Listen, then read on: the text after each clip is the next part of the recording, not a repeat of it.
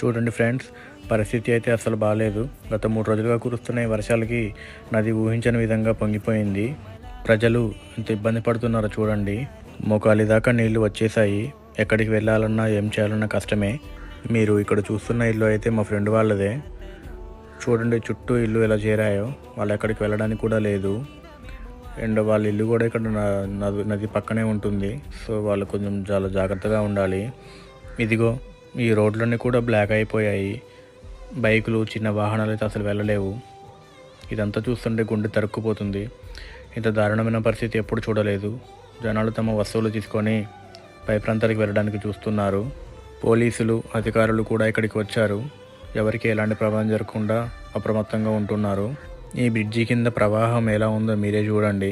ప్రకృతి విపత్తులను ఆపలేము, కానీ అప్రమత్తంగా ఉంటే నష్టాన్ని తగ్గించుకోవచ్చు. దయచేసి అధికారుల సూచనలు తప్పక పాటించండి.